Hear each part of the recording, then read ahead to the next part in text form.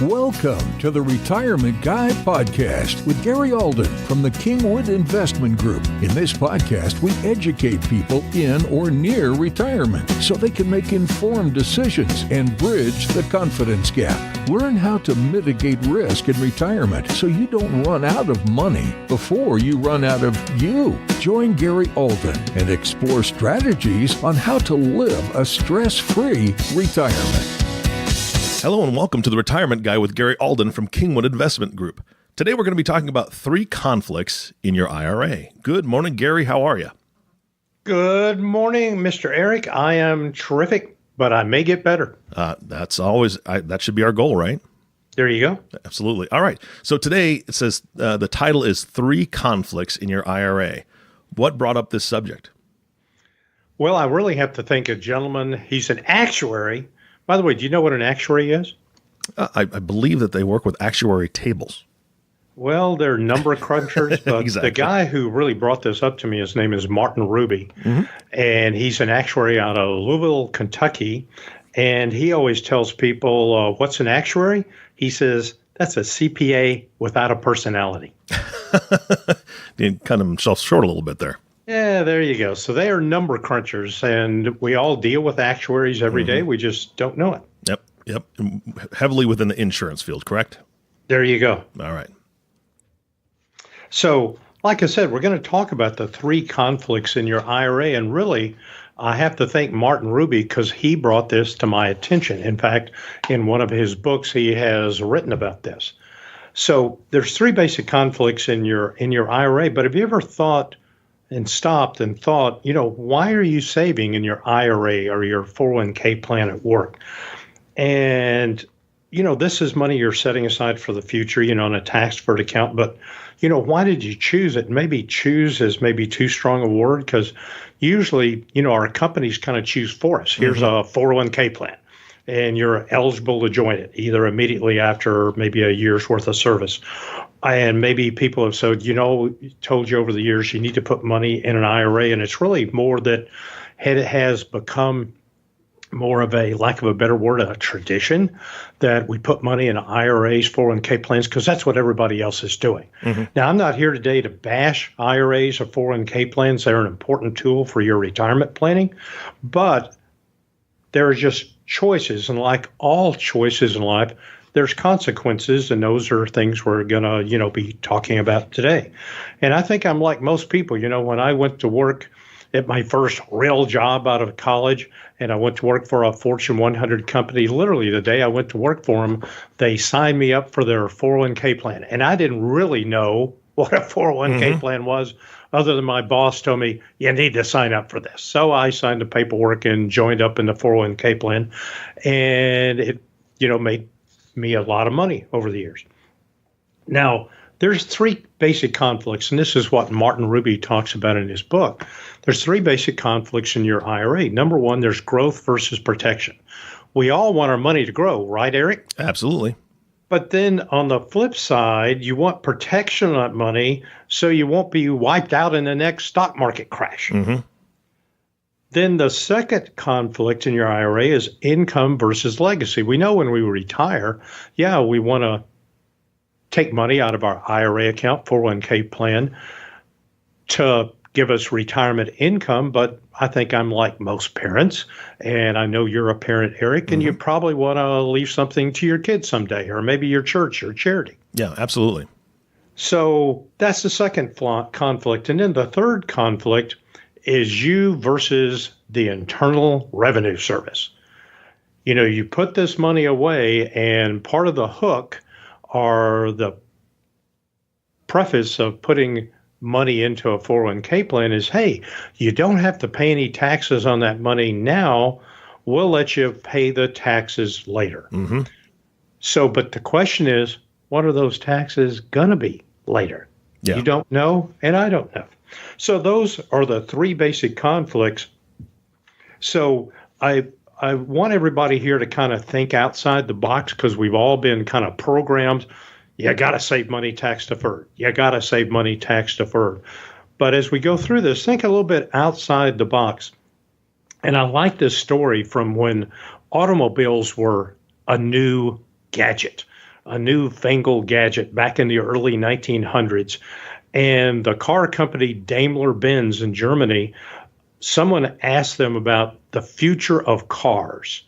And the spokesman at Daimler Chrysler was just thinking inside the box. He said there'll probably never be a mass market for cars because there are just not enough chauffeurs. Well, that's quite the attitude. Because, wealthy, when cars first came out, only the wealthy could really afford them. Mm-hmm. And then the wealthy, they weren't going to drive the car themselves. They had a chauffeur. So the guy from Daimler Chrysler was thinking inside the box. He could not envision where everybody could afford a car and be driving their own car. That's so interesting because if you think about that, any carriages, before the car was invented, any carriages, the wealthy would have had someone who would drive the carriage, right? And then they would be in the comfort of the cab of the carriage. So, yeah, you just equated that next step to the exact same thing. That's very interesting. Yeah, I thought that's a neat story, but it's really true. And we kind of think we think the same things about our 401k plans, our IRA accounts. And I was reading the book by Martin Ruby. I remembered something one year, years and years and years ago on Labor Day. Even though my office was closed, I went to work that day. There's a whole bunch of stuff I had to catch up on. So I turned on the TV in my office, turned it over to CNBC. I remember it was a holiday, so the markets were closed. Mm-hmm. So what CNBC was doing that day, Eric, they were replaying all these old shows where they would have different panelists come on and talk about stuff. So I'm sitting there listening, and here's one guy coming on, and he's talking about for 20 minutes how you should have 70% of your money in the stock market and the rest in bonds. Then they showed, here's the next video clip of some guy saying you should have 30% of your money in stocks and 70% in bonds. And then different people would come on and talk about different subjects. So you'd have one guy saying you should do this, and then somebody else coming on saying you should do just the opposite. And I'm sitting there thinking to myself, okay, here's the average person watching CNBC today, and he's heard all this conflicting advice.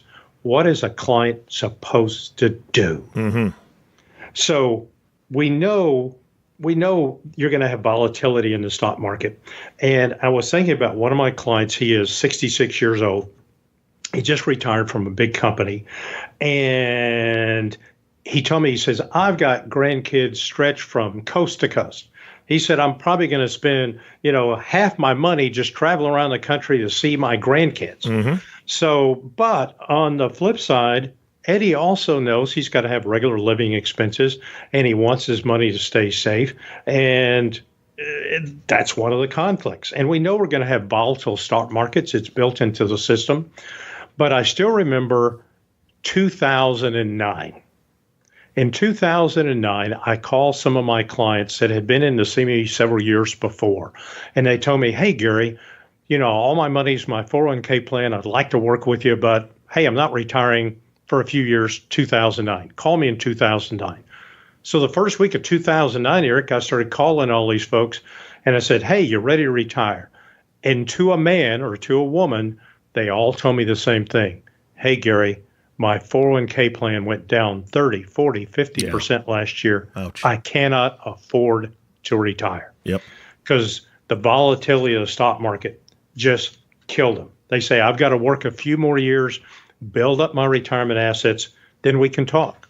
So a few years later, hey, then we talked. Got it. And then one of the other problems we have now in saving for retirement, if you do put money not in the stock market, in a mutual fund or a stock, or is the low interest rates you're getting on bonds. So it's kind of hard to diversify a portfolio today because of low interest rates. You're just not getting much if you go out there and buy a government bond, corporate bond, municipal bond. They're just not paying that much.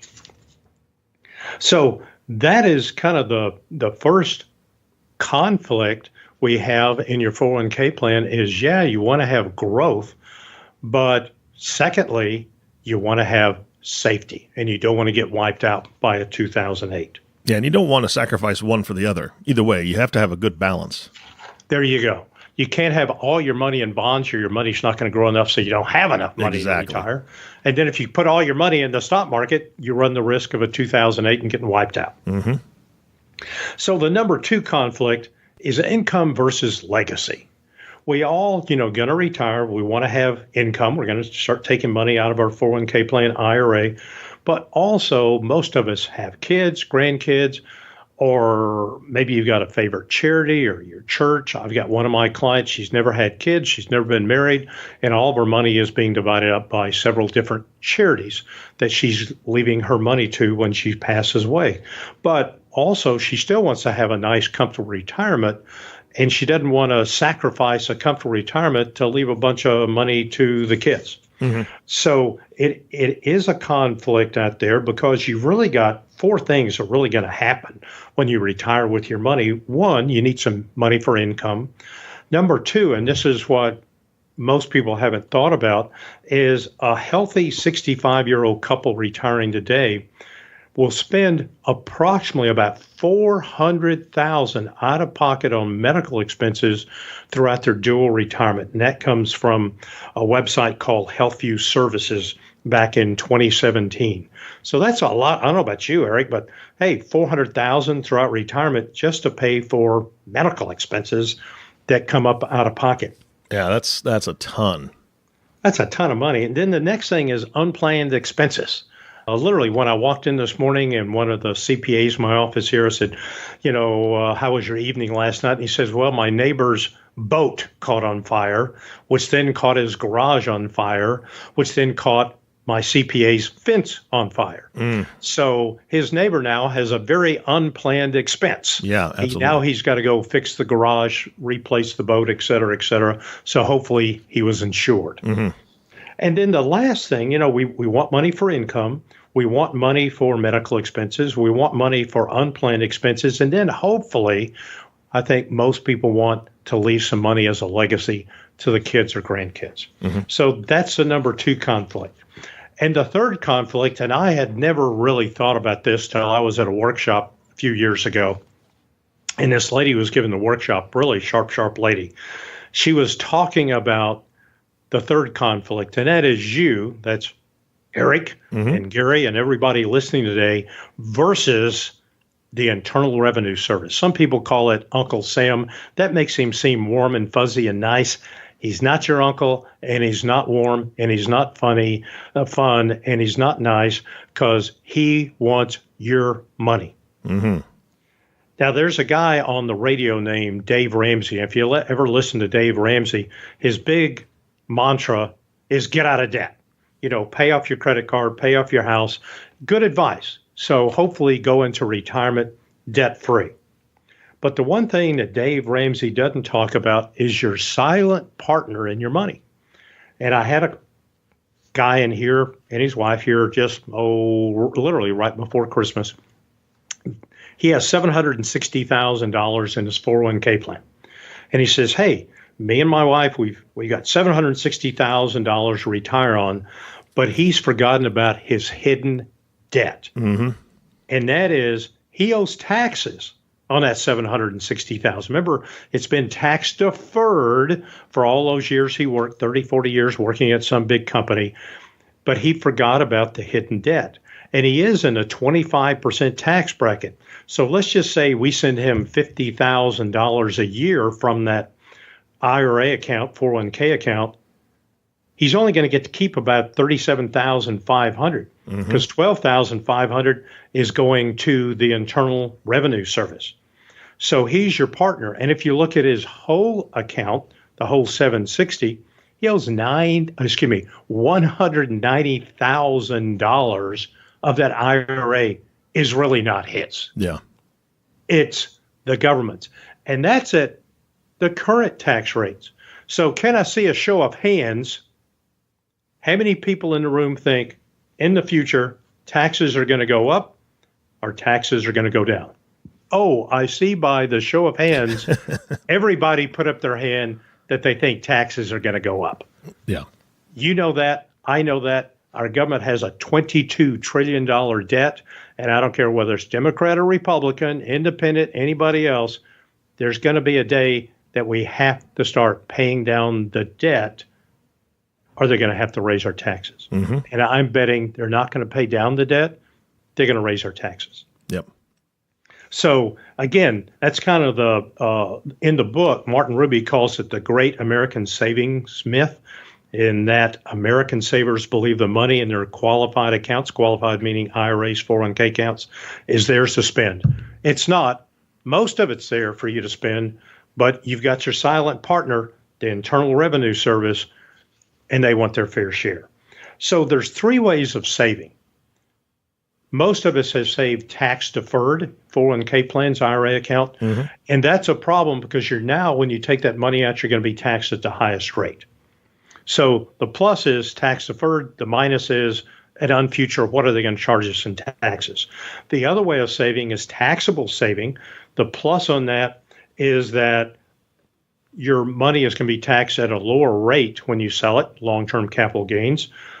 The minus is that you pay taxes along the way, so there's less money to reinvest and grow on. And then the third thing, and this is what I see that most people don't have, is some type of tax-free savings. And there's three ways to save tax-free. One is buy municipal bonds that are tax-free. The second is have money in a Roth IRA account. So when you take the money out, it's tax-free. And the third thing is properly structured, I repeat that, properly structured life insurance that's designed for income and retirement. So those are the three things that can give you tax-free investing. So there's three general categories: tax-deferred, taxable savings, and tax-free savings. And you say, which one's the best? Well, in a perfect world, everything would be tax-free. But we don't live in a perfect world, so most people are going to have a mix of those. But where I see meeting with folks literally weekly, I probably meet with 2 to 3 couples per week that thinking about retiring, and most people don't have any tax-free income. So what we try to do, if we can, is reposition some of their assets to get some tax-free income in retirement. Sometimes we can do it, sometimes we can't, but that's why you've got to sit down with a tax professional. And again, the last thing, we've already talked about it here a couple of minutes ago, is the $1 million question. What do you think is going to happen to taxes in the future? You think they're going to go up? You think they're going to go down? If you think they're going to go up, you need to reposition your assets, maybe try to get some more tax-deferred, not more tax-deferred, but maybe some more taxable investments that's going to be taxed at a lower rate, or maybe some tax-free investments that aren't going to be taxed at all. So you need to sit down with your financial advisor, not your CPA. CPA is somebody who keeps score. Sit down with a financial advisor that really understands tax planning and design your plan around that to hopefully avoid the 3 conflicts in your IRA. Yeah, that sounds great. Obviously, there's a lot to it. Gary, it reminds me a lot of a podcast that we had a while back where you talked about the bucket plan, right? You talked about how these types of decisions of what kind of income you're having, tax-free, tax-deferred, what kind of savings you have, all that works into a system within the buckets. Is that about right? Oh, you have a very, very good memory, but you are exactly right. Okay. So can we just remind people that you actually give away a book, if I'm not mistaken, if people will just kind of reach out and contact you and have this conversation? I believe the book is called The Bucket Plan. Is that correct? It's called The Bucket Plan. You can go on Amazon and buy it for, I think, like $17.95, or call my office. We'll give it to you free. Let me see, $17.95 free, $17.95 free. I think you call my office, it's a better deal. Yeah, I think it's a much better deal. And I just wanted to remind people that everything that Gary has talked about today really fits into an overall plan that he does with each one of his clients, and looking at what the bucket plan does and how that all works. If you haven't heard that podcast, please go back and listen to that one. It was fantastic, and it'll give you a better picture of how Gary really takes a look at your entire financial picture, how it is currently, and what tweaks and things that he can help you with to where you are taking advantage of all these things that he was talking about today and other things that will be incorporated, other ideas that will be incorporated into your overall plan for your retirement and beyond. So I think that's vitally important. Is there anything else today, Gary, that we need to cover? Well, one last thing, and that's our trivia question. Oh, all right. What do we got? Mr. Eric, have you ever eaten a Three Musketeers candy bar? I have. That's my wife's favorite, by the way. Really? Yep. By the way, why is it called the Three Musketeers? Does it have anything to do with the 3 ingredients? No. Okay, then I'm wrong. I don't eat them very often, but I thought there was like nougat, caramel, and chocolate was the Three Musketeers. I could be wrong, but I think that's what it's made of. So that's why I was thinking 3 different things in there. But Well, actually, I heard this from my father because I never saw this, but my father, obviously older than me, saw it. The original Three Musketeer package was really 3 separate pieces of candy. It was the chocolate that you know today when you buy the Three Musketeers bar, but then there was also a strawberry and a vanilla. So there was a vanilla piece of candy, a strawberry piece of candy, and a chocolate candy that you find in the package today. But during World War II, it was hard to get the vanilla and strawberry ingredients to make it. So Mars Candy Company, made the entire bar the chocolate. So they did away with the vanilla, did away with the strawberry, but kept the name. So Three Musketeers was 3 pieces of candy. World War II caused it to go to 1 piece of candy, and they've kept it that way ever since. well, my wife appreciates that they changed it because she doesn't like strawberry. So that's good. I'll tell her that tonight. That's interesting. So anyway, but I remember thinking about that as a kid. You know, you look at the package, here's a picture of Three Musketeers, which has nothing to do with the candy bar. Exactly. Other than the candy bar, did the Three Musketeers all like the chocolate candy? I don't know. But anyway, bit of trivia. All right. Thank you, Gary, so much. And thank you for listening to the Retirement Guy podcast with Gary Alden. If you have not subscribed to the podcast yet, please click the subscribe now button below. This way, when Gary comes out with a new podcast, it'll show up directly on your listening device. This makes it much easier to share these podcasts with your friends and family. Again, thanks for listening today. For everyone at Kingwood Investment Group, this is Eric Johnson reminding you to live your best day every day. And we'll see you next time. Thank you for listening to the Retirement Guy podcast. Click the subscription button below to be notified when new episodes become available.